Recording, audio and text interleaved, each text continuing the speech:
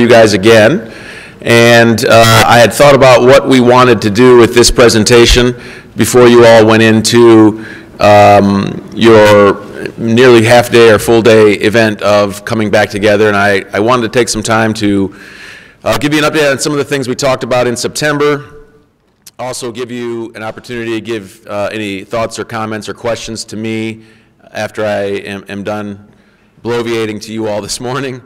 And but as become my custom, and it's usually an exciting and somewhat risky way to start these off, I usually invite your former colleague, Dr. Mead, to join you all and welcome you all back. Of course, you know Dr. Mead after his more than 30 years of service as your colleague here in various roles, including the presidency. He has been a friend and a mentor to me, and I really can tell he enjoys addressing you all.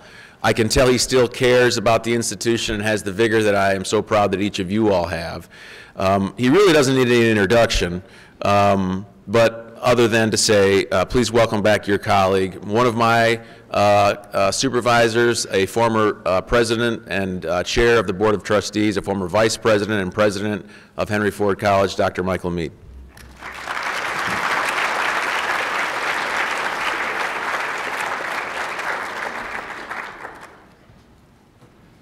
Thank you, Russ.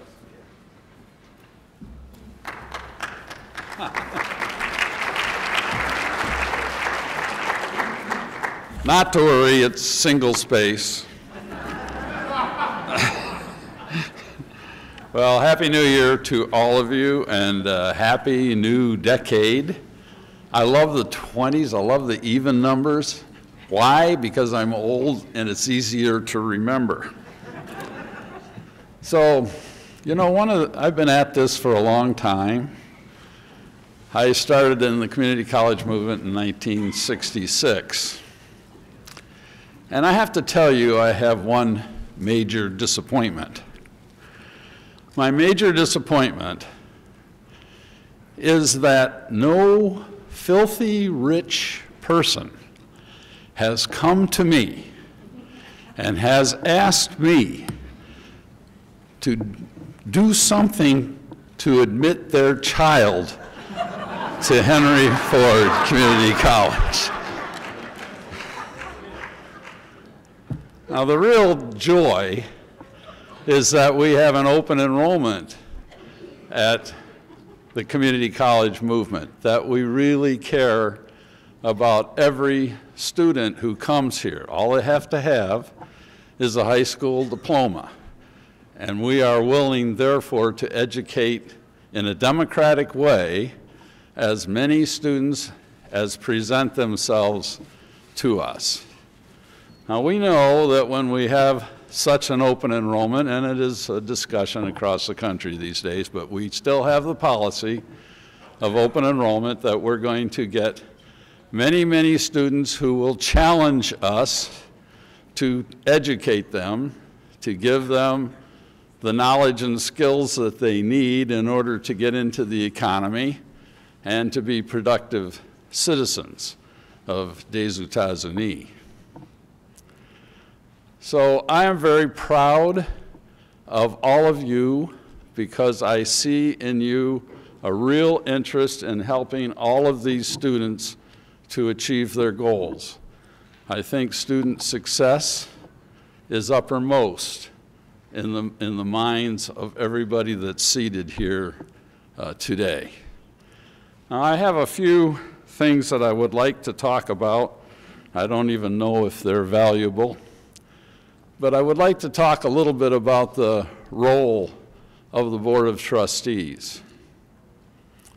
I know that when I was here working as a vice president, I never knew what the Board of Trustees did. I didn't understand what their role was.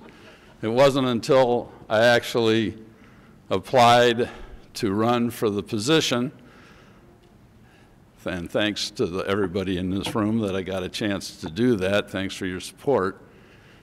I went to the Michigan Association of School Boards. It's an association that trains and educates new board members. and I got an education. Don't know that I always followed what it was that they taught me, but they did teach me these things. So our board has 7 members. They're all elected by the citizens of Dearborn to oversee the primary through 12th grade and the college. No individual board member can speak for the board. So when I talk to you today, I'm talking to you by myself with my background and my point of view. I do not represent the board. The only time the board represents itself is when it votes in public, and you get the majority opinion of the board, and then that's what the board is saying. So consequently, board members can't supervise the president, can't get involved no individual member can get involved in trying to straighten the institution according to their own values. So that's the first thing that they teach us. Then they start saying, well, this is your role. The first thing and the most important thing is who you hire and who you evaluate as president of the college. At this moment, I would like to say personally, my point of view, that the board did an excellent job of hiring Mr. Russell Cavalluna, Esquire.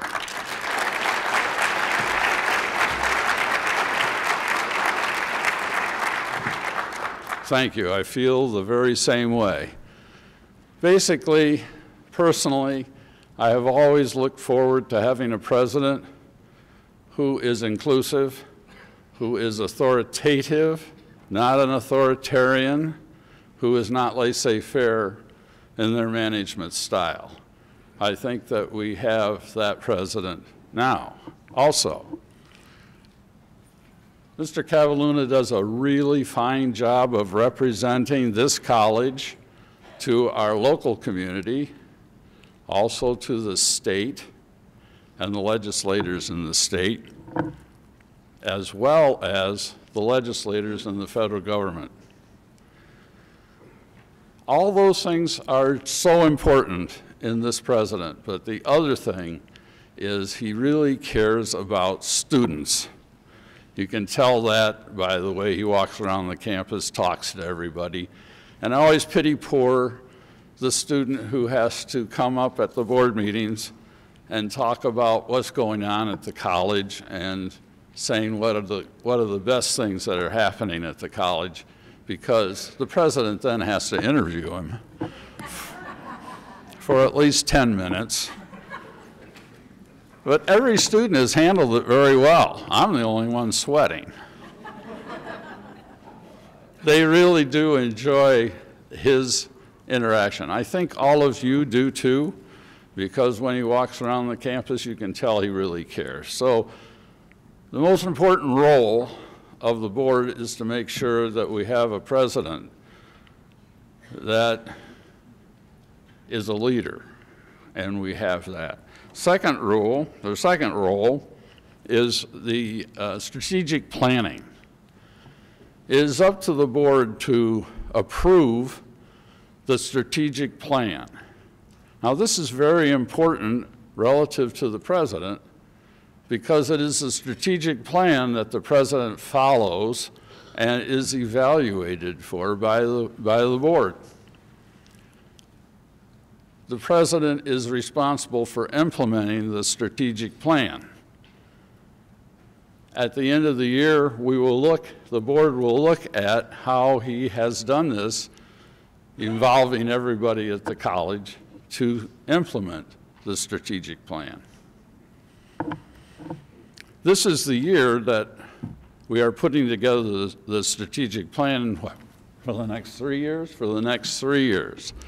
So this is really very significant work. It will give us the map for where we're going for the future.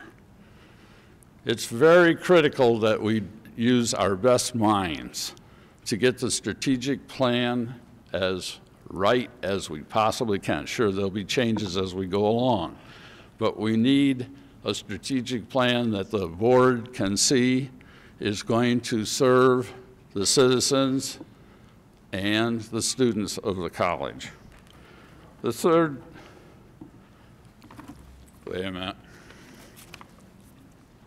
I don't have any water left in my mouth. How do you turn these pages?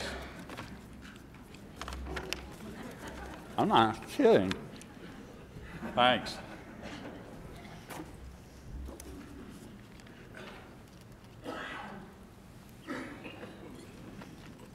As you get older, you start shaking.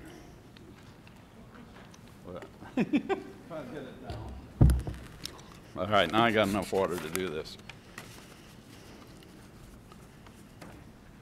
The third responsibility is the fiduciary responsibility to make sure that the college is sustainable and to make sure that the money is spent appropriately. If you have a good strategic plan, you don't have to worry about how the money is going to be spent, because the money is going to be spent according to the goals that are established by the strategic plan. And the goals are specific, measurable, achievable, timely, and some people have got to take responsibility for implementing these specific goals. So the fiduciary responsibility is not that difficult, especially when you have internal auditors and you have a good vice president for business affairs, and you have state auditors, and we have Plant Moran, a third party that does reviews all of our money and how we spend it.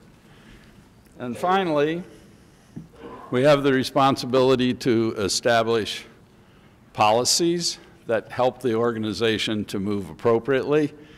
And these policies are under review right now and will always be, because they have to be current.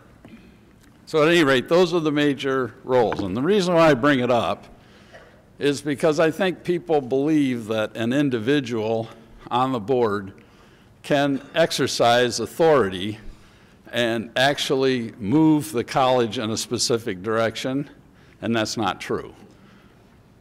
Anything that comes up to a board member is immediately referred to the president for his follow-up. So I think it's important that you understand the role of the board, and that I understand the role of the board, and that every board member does. Now, one other thing, the election 2020, there are going to be 4 seats available on the board. And if any of you are retiring by the end of the year and are citizens of Dearborn and are 18 years of age or older, you can run for this office. And we need people on the board that have had experience in the college. Typically, the people who are on the board are more P through 12 oriented. They've come through the PTA ranks. They're well known by the people in the community because they're involved with their children. But it's important that we have somebody on the board who really has the experience and the background to understand what needs to be done policy-wise, strategic planning-wise, et cetera, for the college. I know I talked too long. I'm sorry about that. But I really appreciate having this opportunity, and I wish you all the very best for this semester. I know that you had a nice break, and wasn't that nice? We've never had a break that long that I can remember. So at any rate, I hope you're totally refreshed and ready to go to work. Thank you.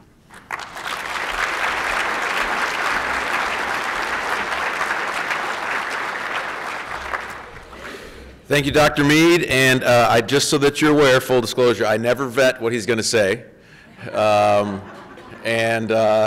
I'm sure that sometime or another he will say something not as glowing about me. I hope that's not too soon, but I appreciate your comments, and I also appreciate, Dr. Mead, you sharing a long view of this institution and underlining what I so value about this institution, that is the people who work here are here for the mission. So I want to say a couple things about sentiment to you all. I hope you had a great holiday break. However you spend your holidays, I hope you enjoyed it with loving time with people you care about, safe and warm locations, or maybe hot locations. And I want to say welcome back.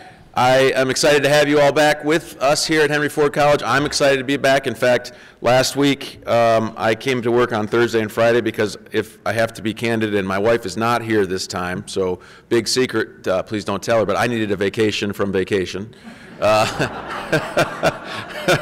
So I'm happy to be back, and I'm excited. It's an exciting time for the college for several things and several reasons I want to talk to you all about.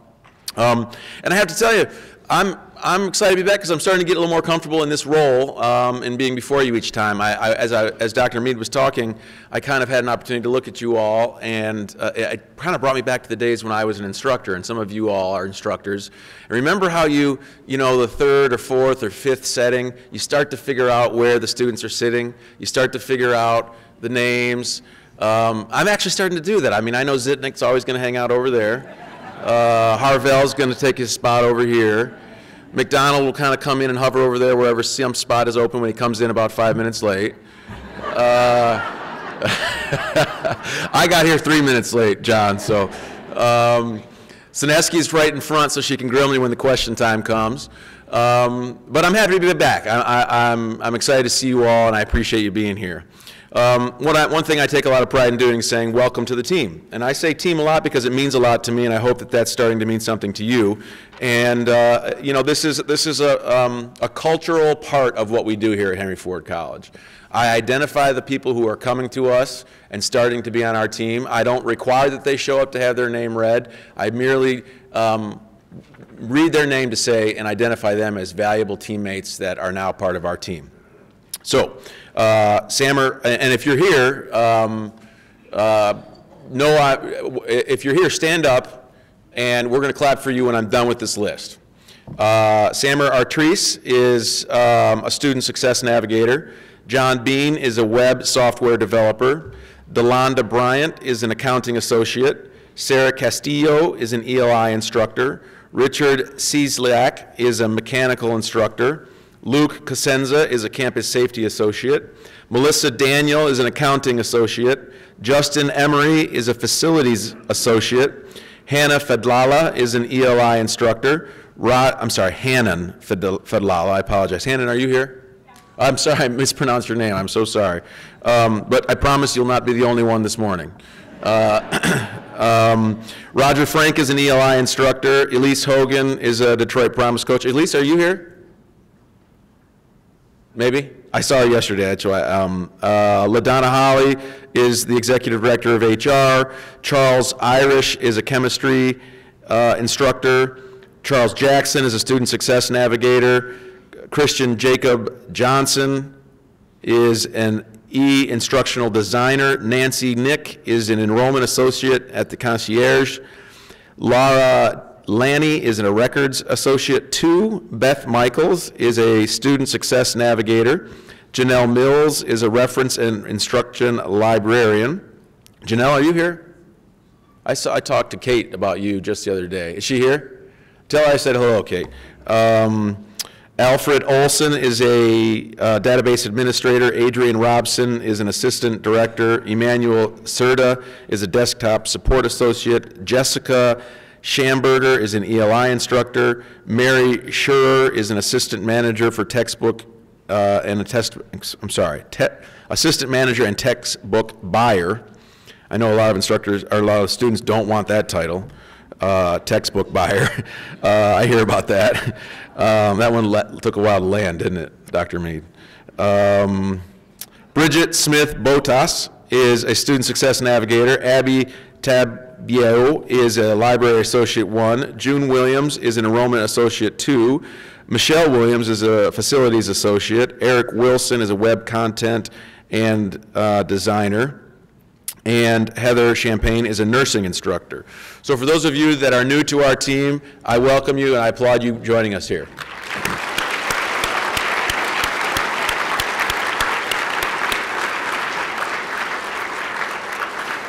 So in September, I talked with you for quite a while, and I'm going to try to be briefer, so I'm going to move at a little quicker pace because I do want to have an opportunity for you all to talk to me at the end of this talk so that you can ask me anything you want. And at the end of this, I'll maintain my commitment to you. I'll always tell you the truth.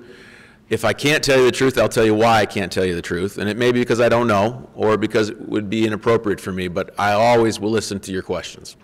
Back in September, I talked about that in the first roughly year and a half, I had spent with you all learning what your message was and what your needs were. And I focused on three kind of buckets, that being that we want a college and students that were thriving. We want communication from the leadership, and you wanted a culture of teamwork. And I suggested to you that we could focus on those things by focusing on academic success, our budget, and our culture.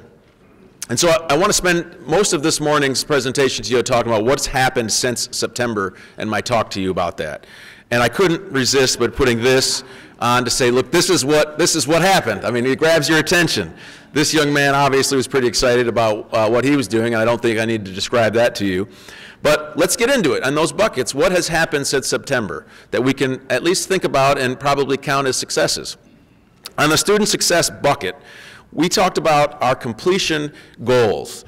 And our current completion rate is 8.5%. And our goal is to be at 15% by May 2020. And you may wonder, and if you don't recall, I talked to you about some of these goals come from each vice president identifying their key performance indicators. Those are public information that each vice president builds for his or her team that I provide publicly to the Board of Trustees and that we grade ourselves on. And of course, completion is the one that we get the most public scrutiny about, and it's the easiest, although sometimes not the most clear, it is the easiest way we gauge whether we're having academic success. And so it was a wonderful bit of information, and I have to admit, Dr. Nealon and I were moderately surprised that the United States Department of Education in its fall 2009 ranking put us at 15% in the completion in their scorecard. Now, that's something relatively new for the DOE, so we're still a little bit unclear about how they got to that number. We think we understand it, but we also know IPEDS has a longer look-back window that casts us in a much darker light because it's longer in its look back. So we're going to be attempting to get IPEDS data that supports our goal of 15%. And of course, if you are in the academic affairs unit, and I know most of you are, you know how pivotal this is in the world that Dr. Nealon lives in, and I support and appreciate the work that you've helped him accomplish in this. Also in academic success, we had several of our colleagues participate in the Higher Learning Commission's Assessment Academy. This is completely separate from and distinct of the HLC visit we recently endured or had the opportunity to enjoy, depending on your perspective. But these individuals who were at the Higher Learning Commission's Assessment Academy were invited to present at a panel in Chicago this spring at the Higher Learning Commission's conference, and that panel will be lessons learned from academic graduates. And Henry Ford College will be on the at least regional scene about how we're doing assessment, how we're doing accreditation, and that's a valuable thing for us to be experiencing. So academic success in the School of Liberal Arts, there's a couple things that I want to bring highlight to, and I have to tell you, I simply can't list all the wonderful things that are going on in any of the departments, but certainly the Academic Affairs Department, because you are the engine that drives this college. There is so much that's going on that's important and strong in each of the schools, but I hope you understand these are just a few things that I want to bring your attention towards.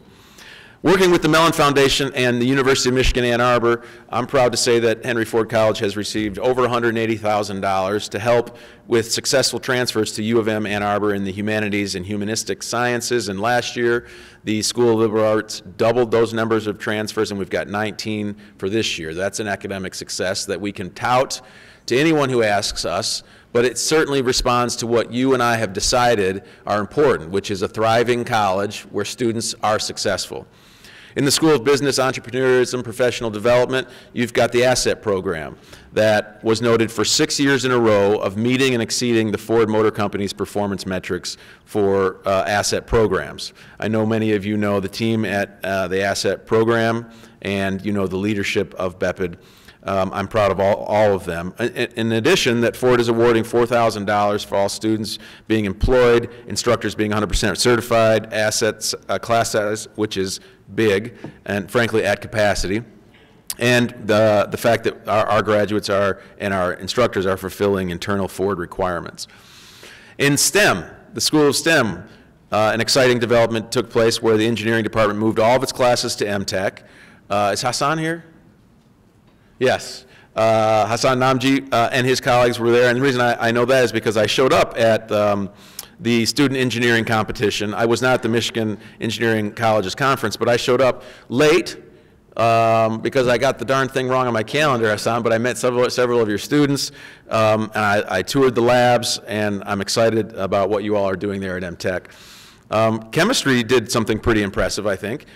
This class, Chemistry 111, which I probably would not do very well in, and I would have benefited from this, really put their nose to the grindstone. And if you compare fall of 18 to fall of 19, the pass rates increased by 17%. And that was not just by accident. That was because the course was redesigned under best practices. The School of Health and Human Services was awarded by the Michigan Community College Association the Outstanding Team Award for the work they did in helping ITT students move out of a difficult situation that those students faced at ITT and moved into HFC. Now, you know, many of those individual programs in the Health and Human Services School must endure or benefit from, depending on your perspective, accreditation from various different accrediting agencies. And we had several of them that took place and were successful in the fall program. And I want to list them because accreditation's hard. You have to look in the mirror before they come, try to figure out what's right and what's wrong. Then you have to hold yourself up in front of them, try to figure out what's right and wrong. And then you have to hear them say what they think is right and wrong. And your accreditation hangs in the balance. So I take it pretty seriously that these groups in this school did pretty well. The Children and Families Program received notification of initial accreditation from the National Association of Education and Young Children, and that's Marlene White and her team. The paramedic program received a 3-year approval from the State of Michigan Trauma Bureau inspection with no citations. And of course, we need to congratulate the director there, which is Shannon Brule and her team. The lactation consultant program was awarded initial accreditation from the Commission on Accreditation of Allied Health Education Programs. Pharmacy Tech program is officially recognized by the Pharmacy Technician Certification Board. This means that okay, I wondered if there was a bird in here.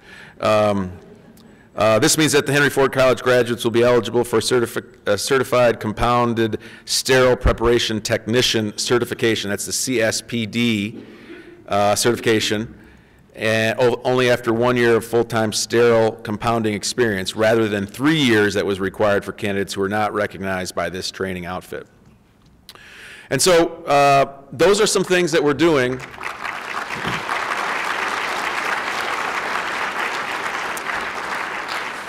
Let me amend what I just said. Those are some things that you all are doing that is showing academic success. Academic success that's showing value to the students that you are privileged to serve, academic success that the communities that we're privileged to serve, and frankly, the people that I go talk to and advocate on behalf of our college. These are academic successes that I tout. Now, last year, but in September, just 4 or 5 months ago, I focused on the budget as one of the buckets we should work on to make sure we have the college we want. And I talked to you about why enrollment was pivotal. Remember, we're in somewhat of a unique position, and I last year said we needed to hustle for our enrollment. And someone recently came up to me and said, hey, you know, you may not want to say hustle. It may sound like you're kind of trying to pull something over on someone. I hope you understand what I mean. We need to work hard to earn our students' attendance, to earn our students' tuition, to give value in the classroom and in the administration, because we are so specifically reliant upon tuition. You know that our property taxes are lower because of the thing I showed you last time. And the reason I'm repeating this to you is I don't want you to be confused as to why I keep repeating it. It is pivotal. I thought of something and thought, this might help. I want you to see this, and I hope you understand I'm not just rattling this on because it's just a pet peeve. It really is pivotal. And if we do well here, it's also an indicator that we're doing well by our students. You know our students vote with their feet. And I'm asking you to help me continue to solve both the budget problem and the academic success quality issue that we're not perfect, but we're really good at, because enrollment would be everyone's responsibility. Now, I laid out the goals that we had in enrollment last year in September, and let's review. The year-long goal for credits in the fiscal year we're in now, which you know runs from June 1 to the end of July. We hope to have credit hours flat, and we hope to have head count up by 1%. Now, we budgeted down 2% on credit hours, but our goal was to do better than our budget. And just this morning, I checked the information, and if you compare today's registration in winter of 2020 as compared to the winter of 19, the credit hours are up 2.2%, and the head count is up 1.5%. And you know that that's even better than we did as we finished for the fall. Now, there's another deregistration coming up on the 10th of January, and that may affect these numbers. But my point to you is we have goals. We are constantly looking at them. And in fact, you may ask, because I'm asking, how did this happen? What's changing? And you know I've been harping on this also. This is called the Strategic Enrollment Management Team. Now, what you see there is really hard to read, and that's, trust me, that'll make sense in a minute. That's a screenshot from where you can get to in the employee portal for the Strategic Enrollment Management website. And it's got fantastic amounts of information. The team that put that together has done you a real service. And one of the things it identifies is your ability to put in a, you can't read it very well, but it's a suggestion and ideas form. And I encourage you to go to that site. It also has a list of all the members of the Strategic Enrollment Team, all the subcommittees for the Strategic Enrollment Team, the minutes and the information from their meetings. So if you're interested in what is Strategic Enrollment Management, you can go here. But I want to tell you more about it now because I think I've not done my duty to explain to you what's going on with this group. And so let me explain it to you. Because I do get, well, what is this SEM thing? And I say, well, yes, it is SEM. I believe that it is the work, the teamwork that is being conducted every day with these groups that is causing us to have the enrollment growth we're seeing. You know, when I started this job, I gave a speech and I said, if this presidency is about me, it will be a failure. And I believe that this is an example of that. This is teamwork that has nearly nothing to do with me other than me explaining it, and apparently I needed to explain it better because I have questions about it. But this is you all working at this. And in today's speech, I hope you can take from this that the teamwork you all are conducting today and the last several months and hopefully for the next several years is where we will be excellent. Not from the president's office, from the teamwork that you all are having success with. And here's an example. Here you've got Dr. Jennifer Ernst, who's the Dean of SOLA, and Holly Diamond, who's the Executive Director of Enrollment Services. And they are co-chairing this effort, which is essentially Dr. Herbst's way to answer my question of how are we going to solve this enrollment problem, because the Board of Trustees told me straight away, you have an enrollment issue, you have to deal with that. And I looked at the numbers that I just showed you, about 54% of our revenue coming from tuition, and I knew that that was true. So Dr. Herbst, with the co-chairs here, have developed a core team. Now, I hope you know the people on this list, because I know every single one of them personally. But if you don't know any of them, you should get to know them. And if you do get to know them, walk up to them and ask them, what's going on?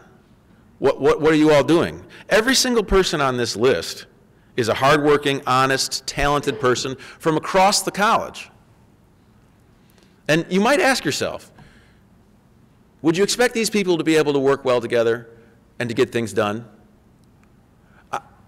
I never asked myself that question, and I can tell you why, because I sensed that, like the vast majority of the people that we have the privilege of working with, they all have the same mission. They're willing to take what I've suggested as the direction, as enrollment, and put their nose to the grindstone, hear ideas, work together, and here's what they've been doing. They receive recommendation and suggestions from that box that I just showed you. They develop subcommittees to address specific enrollment needs, and each subcommittee, and if you're interested in what those subcommittees are, and if you want to get involved, go to that website on the portal, check it out, and see who's on those subcommittees, and get involved. On each of those subcommittees are taking on specific issues. So what have they done? Well, one of the things they looked at was the 7 steps to enrollment. And what they found was that really wasn't serving students, at least the broad swath of students, as effectively as possible. And so that subcommittee for the 7 steps of enrollment has come up with a change for how the steps of enrollment will take place.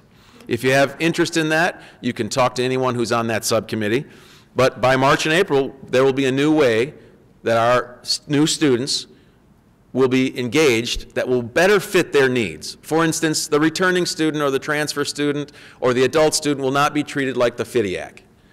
And I think that that's a great way that we're going to potentially increase enrollment. And anyone ever asked you, well, so what should be the optimal enrollment point? How many students should we have? I asked that question, and I found the answer to be less than convincing. Not in the number, but in the process that we took to develop that. And so this subcommittee is doing that work now. And we really should know that, right? Because I know that some of you have told me, and it's true, that as recently as 10 or 8 years ago, there were not enough seats for the students that wanted access here. And that didn't serve anything. So when I say enrollment, don't think I want to grow this institution to the place where you can't even count the heads. That's not the point.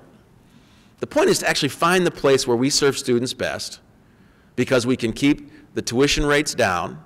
We have enough students so that we can hire and train and keep talented staff, but not too many.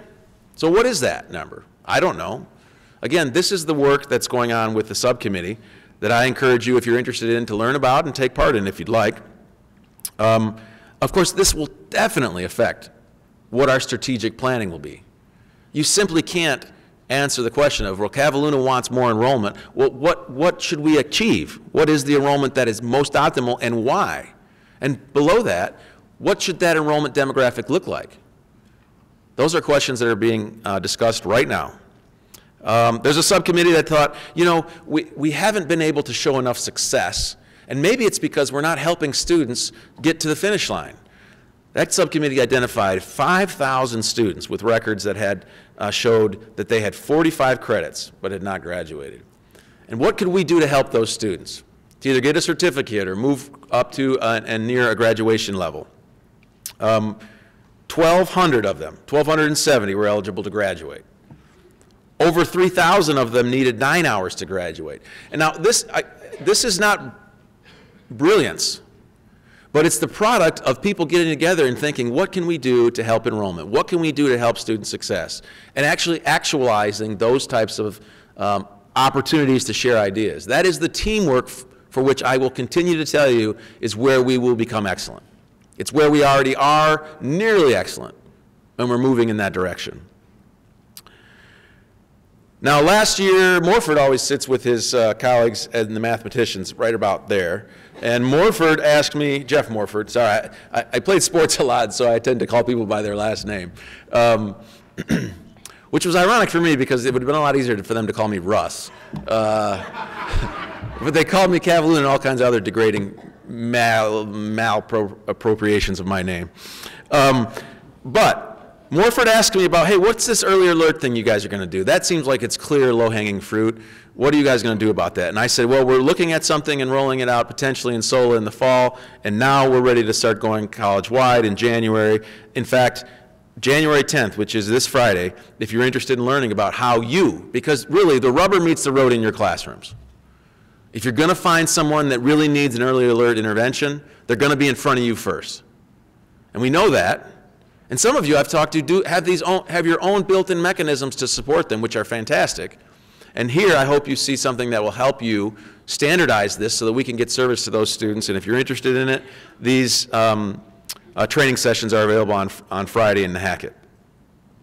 This is teamwork. This is the kind of teamwork that people notice.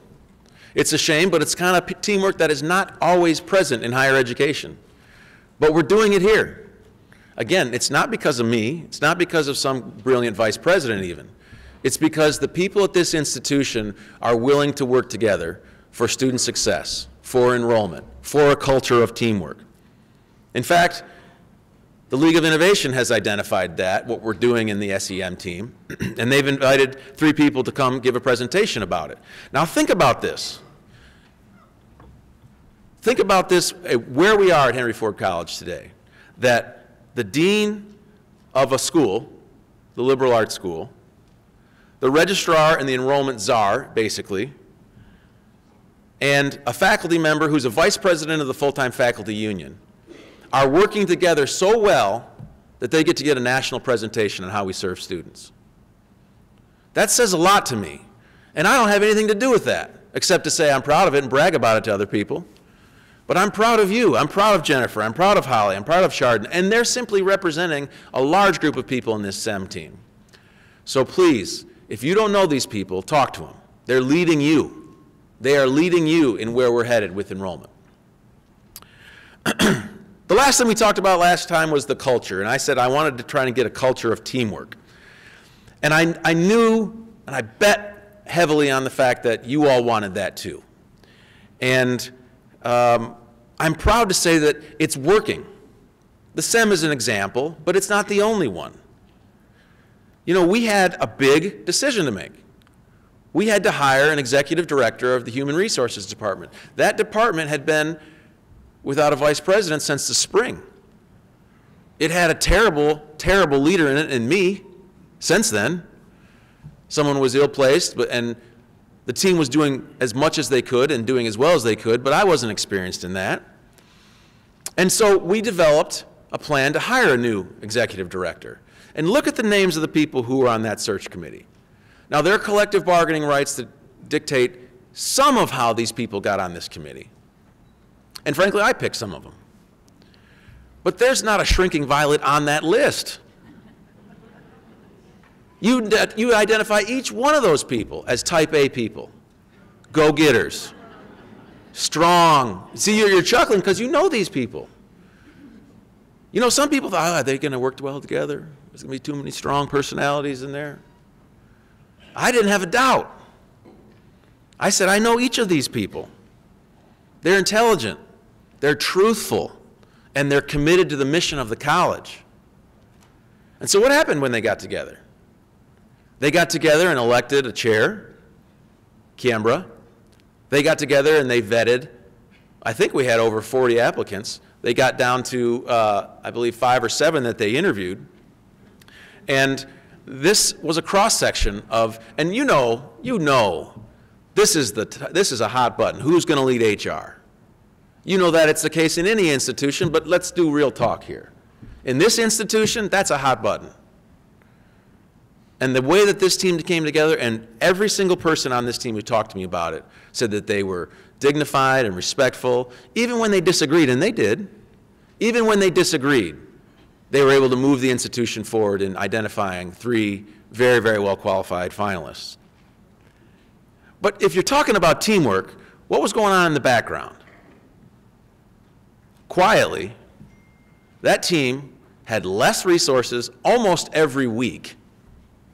As I mentioned, they had a president over them who was doing his best, but frankly, not being able to do what a real executive director of HR could do. They had a fantastic leader in Lynn Borzon who knew the history of the institution, but didn't have the resources necessary to do the job very well. And they had a list of people who were there, and frankly, not all of them stayed there. You know, Linda Torbett and Ruben have taken different positions. And listen, I dealt with some of the problems that HR dealt with. I saw how hard they worked. I saw the integrity for which they worked with, and I saw how they felt like they were beleaguered. And I trust them. I know they're ready for a new executive director. I'm asking you to help them as they grow with a new executive director. I work directly with them. I'm telling you, they can serve you, and they're ready. And I appreciate their work in leadership absence when we lost the vice president over this department, and I appreciate their help with me. We had some difficult cases we dealt with. And I just have to say, Lynn Borzon deserves my respect. She worked her tail off.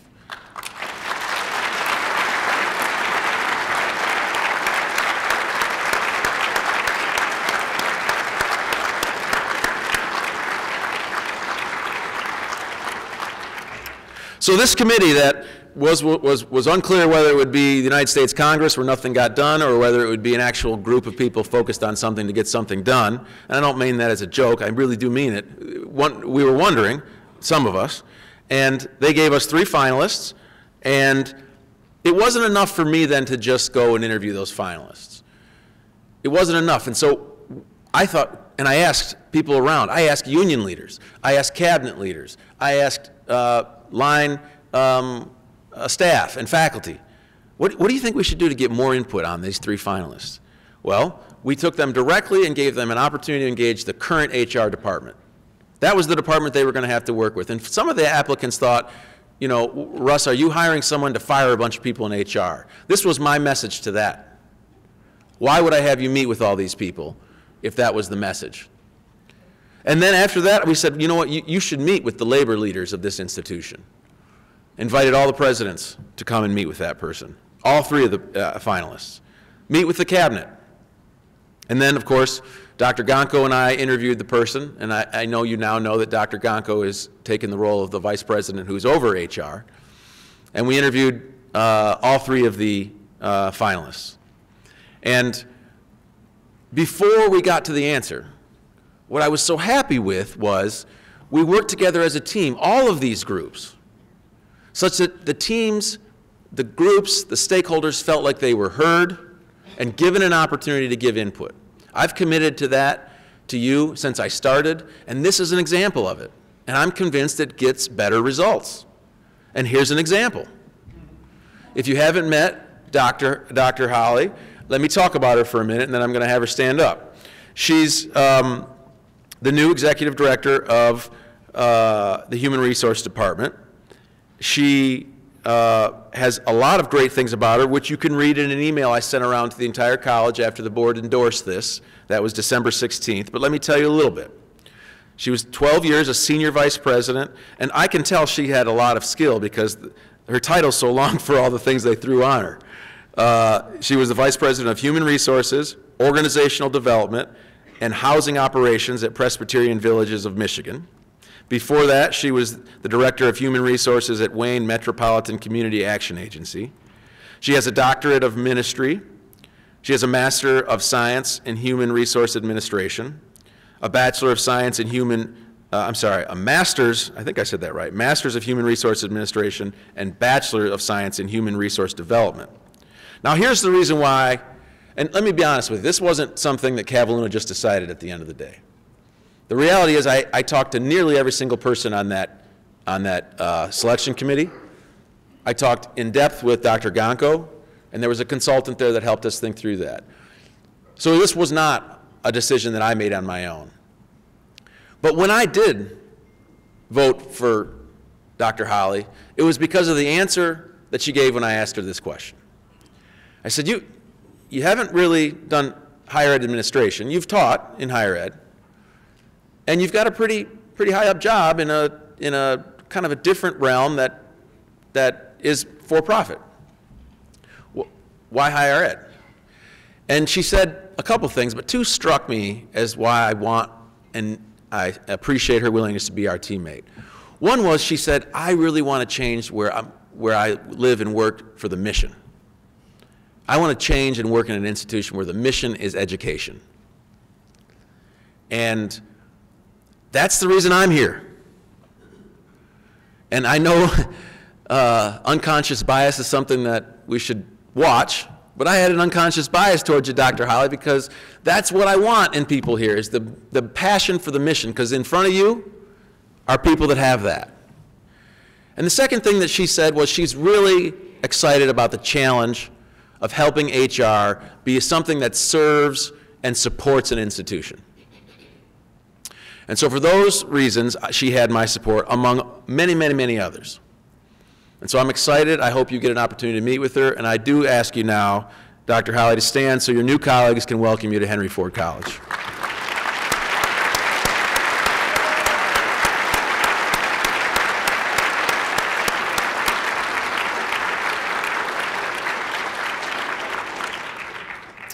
Now, the last time I bloviated at you in September, I told you about some upcoming projects that I want to give you a couple updates on.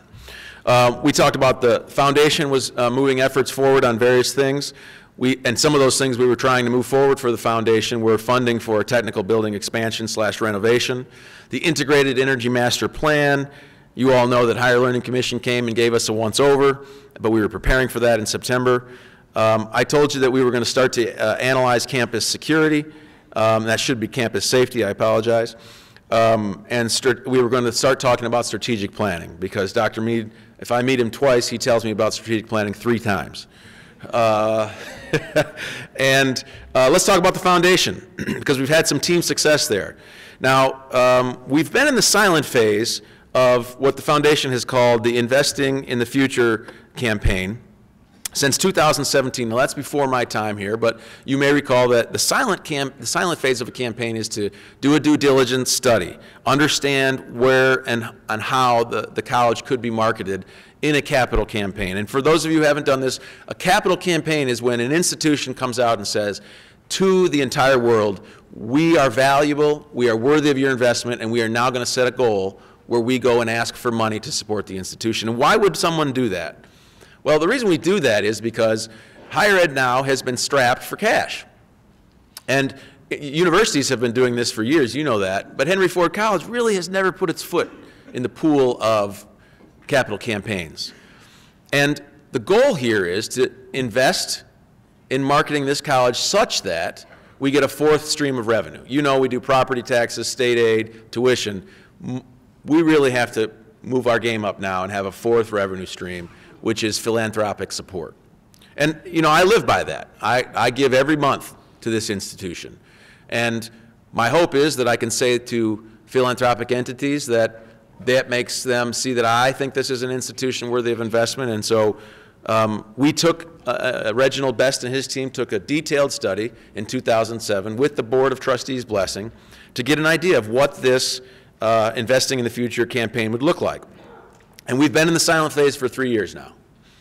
And we've had some successes, and we are now contemplating, and I think you can expect I will take to the Board of Trustees a presentation about why and how we will make a public phase, which is when we identify to the world we're ready to make a public announcement about our capital campaign. We expect that that'll be happening, if the board approves it, towards the middle of the spring or summer. And one of the things that makes us believe we're ready to do that is we have started to get philanthropies to engage us in this request. I talked a little bit about this in the past, but I want to bring this to your attention. This gift from the Ralph C. Wilson Foundation will help us stand up an early middle college for trade schools, and it will be the way we can say to other philanthropies, we are worthy of your investment. And this is a big deal, $2.1 million to support hiring new staff, bringing new students into new curricula, and showing the world that we're answering what philanthropies, and philanthropies, let's be clear, they're folks that have money so much that they're looking for something to invest it in. And when they choose a community college, that's a big deal. That's a success. And so I will, with Reginald Best's help, be telling the Board of Trustees that we're going to ask for authority to make a public campaign that at the end reaches $15 million. Now, our goal of $15 million will be to support student success, academic success, and community and workforce development. You know, what all those things mean, but I want to give you some examples. We're still looking to build funds for the tech building expansion, and I'm going to give you some updates on that, but you know that the state of Michigan has already donated, and I say donated, but it's your tax dollars, and it's tax dollars from Grand Rapids, and it's tax dollars from every other city in our state, $6.7 million to this $14.9 million project, and we're out there trying to build the rest. And I want to give you some background about how far we've come. We first asked for state funding in November of 16.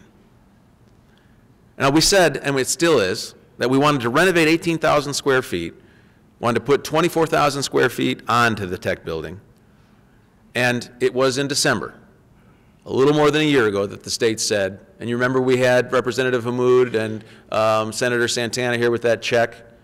We got to the finish line with funding from the state. And that led to us issuing a request for proposals for architects in November of 2019. We hope to select the design firm in this month, and we hope to have the design done by July 2020, and that's when you go back to the state and say we're ready to build, and they authorize, and we hope to start building in this year, in that expansion. That's a success from the foundation. That's a success from people around you investing in your college, in your place of employment. And we're going to serve students better for it. You've heard me talk about the IEMP. That's the Integrated Energy Master Plan. And the idea here, folks, is to simultaneously make our college save money in how we use energy and build curriculum to train the next levels of workers in that field. And so, you know, John Satkowski has lived and breathed this. I had a great picture of John Satkowski smiling about this, but yeah, he's ill today, and my speeches already go too long, so I can't thank him enough, but what he would tell you is, we sent the request for proposals out saying to these companies, we want you to retrofit our entire campus, and we want you to promise that you're going to reduce the cost of energy so much that the project pays for itself over anywhere from 15 to 20 years. The Board of Trustees bought into this idea. We issued an RFP to all those companies on the left. 5 thought, we're interested. This is cutting edge stuff. I don't know of any community college in Michigan, and maybe not any college or university in the country that's doing this. I don't know, but I haven't heard of any. Two firms, Siemens and Johnson Controls, made proposals. Those firms were interviewed in March of last year, and then we had to negotiate the performance contract. And the performance contract says this: you, as the vendor, Johnson Controls in this instance, you are going to retrofit the campus from stem to stern and promise that we're going to save X amount of dollars in energy costs, and if we miss, you pay us the money. Now, that took some negotiation. But we've got a fantastic legal counsel, Amy Clark, who also is ill, by the way, and John Satkowski, who has a law degree, and they went at it for 8 months. And we reached a deal. $23 million deal. And the board ratified it in December. And so, we now have a contract with Johnson Controls that promises us that they, in the next 19 years, can help us reduce energy costs, and the source energy is essentially gas and electric, by 60%. Reduce greenhouse gas emissions by 50%, increase water efficiency by 40%, meet a return on revenue of about 8% per year, and pay back this $23 million project over the next 19 years. Now, that by itself just makes sense. And that we got Johnson Controls to come do it with us actually was them thinking, we actually want to do this for other institutions, and Henry Ford College is willing to take the risk with us, so we're going to do it. I'm excited about this. I'm proud of John Satkowski keeping his nose to the grindstone on this, and you're going to start seeing things change at the campus. You're going to see that these retrofits are going to take place this year. And then in 21, 22, the following buildings will have retrofits. So, the best part about this is also we put in a learning center where we're going to develop a curriculum and we're going to teach students how to do this right as they're seeing it done on a campus. And I'm immensely proud of John Satkowski and the board, and I look forward to talking to you about this as we roll it out. How about some other incidents of teamwork? You know that I've talked about accreditation ad nauseum, and you probably remember this slide from September's presentation. You may wonder why I've highlighted and underlined some people here. Because we had the visit, and I sent out an email to you all explaining what happened and what the next steps are. But in preparation, and really in execution, you should know that all these people were instrumental. But let me identify two people that did an astounding job in the support area. One is Rebecca Mahalski, and one is Jennifer Chapman. They supported a lot of the logistics of this big, big lift. And then, if you read the assurance argument, all 40,000 words, you may not have been aware that the first draft was over 50,000, Betsy? Over 50,000 words. And, Lori, that wasn't intentional, was it? So it wasn't enough that they wrote the fantastic assurance argument.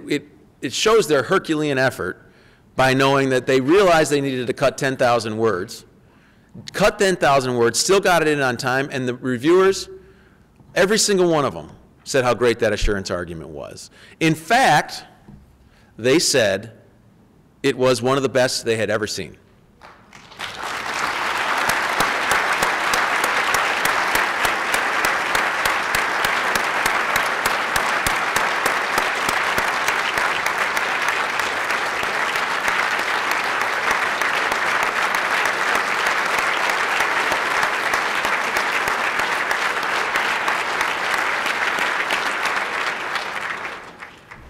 So then we had the visit.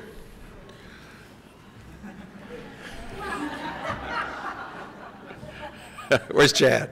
Is Chad here? I just found this picture on the Facebook page. Chad had nothing to do with this. But, you know, I mean, it's a little apprehensive having HLC come and ask you all these questions. They were here for 2 days. And I think it went really well. Here's why I think it went really well. You know, they didn't let cabinet members come to these forums. They met with me and they met with cabinet, but a lot of these forums, we didn't know what to expect. You know, they're asking, how's it going? And people should be candid. We didn't know if people would show up. In fact, so many people showed up, we had to move one of the forums, not me, it was actually Rhonda DeLong and others who were helping us accomplish this really important work, move from the Barry auditorium there into this room because so many of you wanted to show up and talk to the reviewers. And most of the responses they got were things that showed we're working as a team. Things that showed, yeah, this is great, or yeah, this isn't so great, but we've got an idea how to fix it, or we're optimistic we're going to fix it together. And I'm proud of that. Again, I had nothing to do with that. You all read that assurance argument that Dr. Gonko and Betsy put together and put in front of you in 15 different ways and then another way if they had a chance. And you came knowing the issues. You came telling the reviewers what you're proud about. And you really showed why we are an excellent institution. But we also were willing to accept that this was an opportunity to grow and to learn. And if you want to know the next steps, you can see my email from December 9th. And you'll recall that it outlines all the types of things that happened here on campus. And since then, I have received the draft of the report, and I note to you, it has some really, really great compliments. And the ones that are the best are that the institution is clearly brimming with people who are proud about its mission and willing to work together. We had the opportunity as the cabinet to respond for errors of fact. I have shared this with the Board of Trustees. However, I have not shared it with the broader community. And we will have to wait to get a final report from the Higher Learning Commission. And I will definitely share all the details. In fact, make it a public report. I hope you've come to learn that you can expect that of me. But I recognize you're interested in more than that now. And so I'll say to you now, I have firm conviction and absolute expectation that we will receive accreditation for the next 6 years, which is what the ultimate goal was. And I also know we're going to get a couple opportunities to get better. And that's going to be okay. But what we did was we used this as an opportunity to learn. We used this as an opportunity to improve. Probably most importantly, it seems clear to me we use this as an opportunity to come together as a team. And man, I really like that we use this as an opportunity to be proud. Because I'm proud of this institution. I know you are. And a little of this is an opportunity to pound your chest. And when you see the report, you're going to see some of that coming through. That Henry Ford College pounds its chest about this, and they're right. They are excellent on that. So I want you to know I'm proud of the institution and how it came through the HLC. It was a very big, important task. And Dr. Gonko took it on as a new vice president, worked with all of you to do a great job, and I'm proud of everyone who took part in it.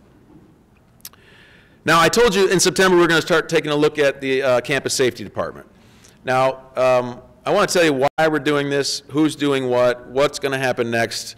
And so you may recall I mentioned that President Jensen commissioned a study about the campus safety status, and the board asked me to review that study and give opinions on it. And my response to that was to ask Dr. Glass to conduct another study, which she started to do. And when she left the institution, I put it on hiatus for a short bit of time, and then as my email to you all noted, Dr. Herbst then became the supervisor of campus safety, and I tasked him with continuing the analysis of the campus safety. And so what does that mean? Well, I asked him to give me a report outlining what is the current safety status. In other words, what do we do, what don't we do, what do other institutions do, what other institutions don't do, what are the crimes and or safety issues that exist on the campus, and how well do we respond, and should we change anything? And I specifically told Dr. Herbst, I'm not going to take part in any of it. I'm not going to even issue my opinions on it. I want you to give me facts on the background, and then I want you to go out and talk to the community that are stakeholders and find out what their interests are. And that has occurred. Over the last 2 months, you probably saw some forums. You may have taken part in a survey. And the team that's involved in that wrote a report. And I want to call several people out, because in any of these things, you have several people who are pivotal. Dr.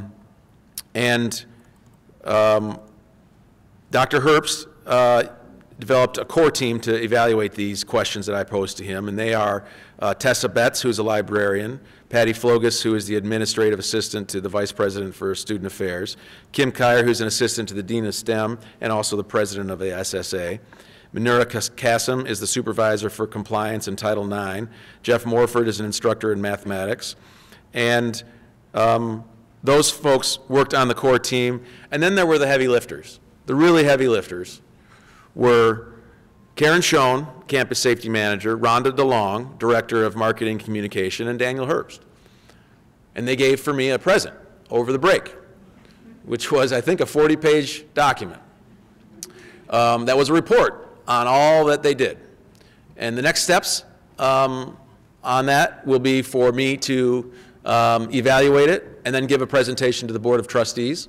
Now, I have to tell you, that's going to be in closed session. And it's not because I'm trying to hide anything from you guys. It's because this involves some sensitive information that, if developed by the wrong people, could show places where we might be vulnerable.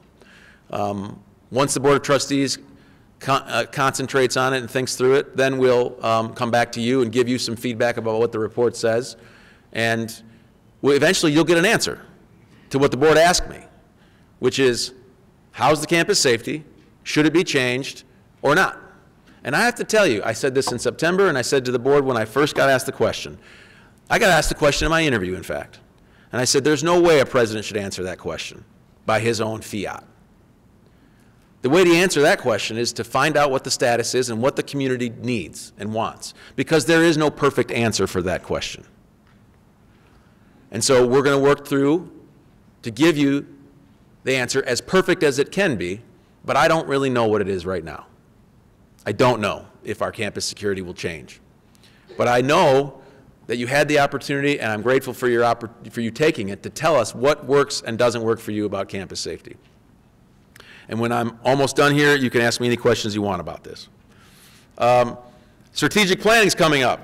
And Dr. Nealon is in this picture. The two in it with him are navigators, and this was the best picture I could find right away. Dr. Nealon, the poor navigators have nothing to do with this. But you look happy, and you do look happy because those two colleagues of yours are getting an award in that picture. But the reason the picture's there is because I hope you start to sense the ways we're tackling big problems at the college.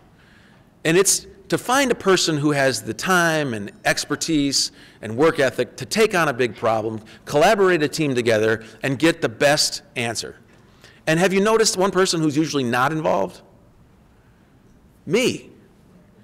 Because I promised you all were going to be the ones running this institution. I was going to be the ones helping set a vision and then bragging about you on the outside.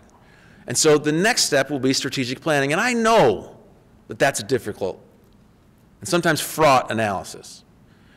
But I trust Dr. Nealon to be a transparent and truthful and good leader in that endeavor. And Dr. Mead, maybe 3 years will be our window, maybe less. We're not deciding that. But we will eventually start to work together with the board to define what our strategic plan will be. And if you're interested in that, and I'm sure a large majority of you are, Dr. Nealon is the source, and I can tell you, and this isn't for nothing. I trust him. He's an expert in his field. He's a hard worker, and he will give you the opportunity to give input. That's going to come in the next several months and probably be a multi-month process. And that's about all I have on news on that front. I want to close with you all on a personal note. I take it seriously when I get feedback, particularly when I get feedback that is, yeah, Russ, you didn't do so well on that. Or, this isn't one of your strong parts. And I got a little bit of that. And I want you to know how I take that. And I recommend you do the same. It's to look at it and try to do better. So one of the things that a person that's really important in my world of influence said, you know, the rap on you is you're too smooth. The rap on you is you don't really care. You need to be more authentic.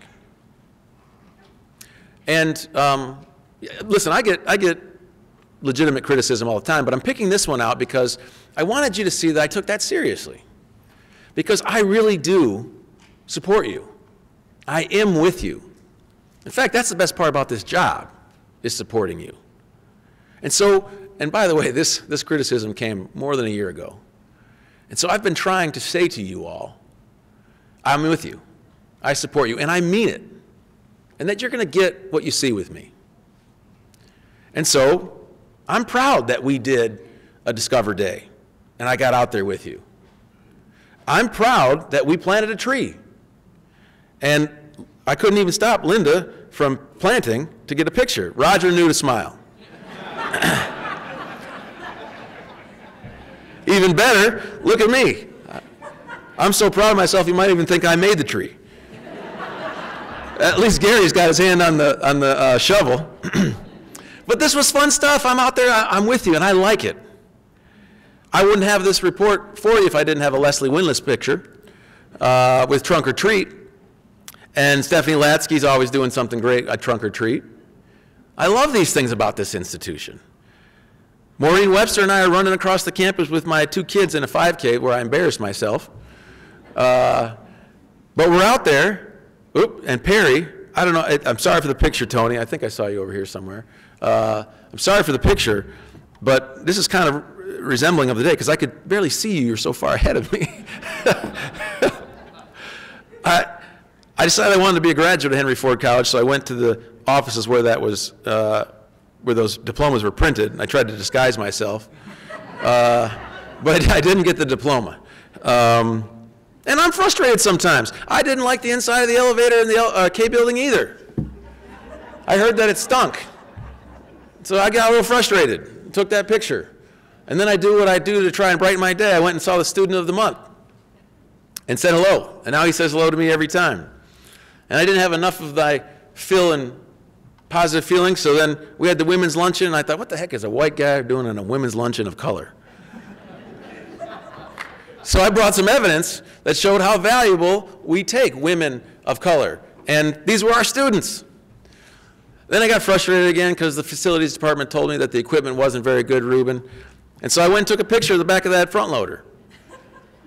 And I'm with you. I hear you. I want you guys to win in athletics. And I recommend my 6-year-old not taking the pictures. And Mr. Best, when my kids show up, they interrupt your meetings.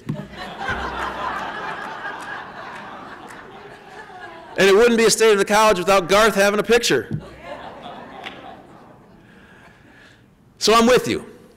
I'm proud of you. And in 5 months, we get to do the thing that we're all so proud about. I get to do it with you guys. And so when it gets cold this month and next month and the next month, and hopefully not the next month, but maybe, remember what we're doing. Remember how important it is. Remember how exciting it is. And if you don't come to the 4th floor of this building and see the pictures that we're starting there and we're going to filter throughout the campus of how great it is to serve these types of people, it should get you up in the morning. It's fantastic to be at these things and to think about them as we're moving forward towards them. This is why we're here. I am here with you. I support you. And I'll be here as long as you have me.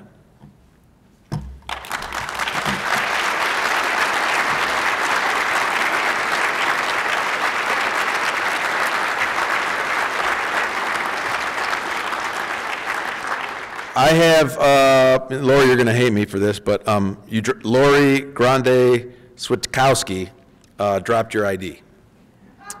And I will take questions. Actually, I'll take this up to you, Lori. There's microphones there, or I'll get out of the way so, Mr. Chairman, you can have your meeting. It's up to you. I'll walk this up to you, Lori, and then if you guys want questions, you can either holler and I'll repeat the question, or there are microphones.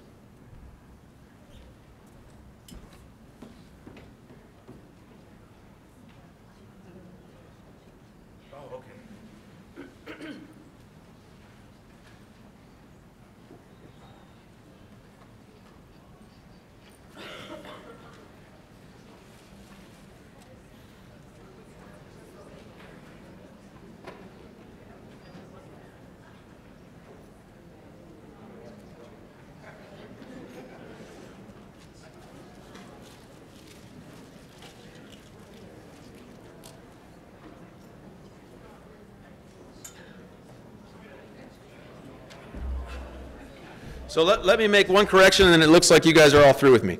I said that Heather Champagne is a new instructor. I'm sorry, Heather. Heather is a tenured instructor.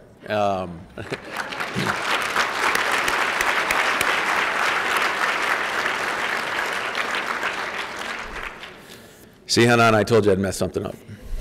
All right, no questions? Ms. Sineski.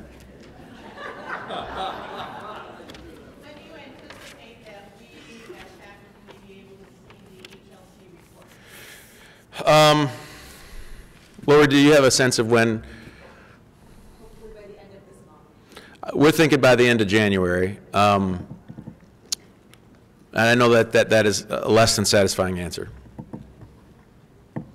Other questions? The question was when we would see the final report from HLC. Wow. All right, I'm with you. I support you. Have a great term.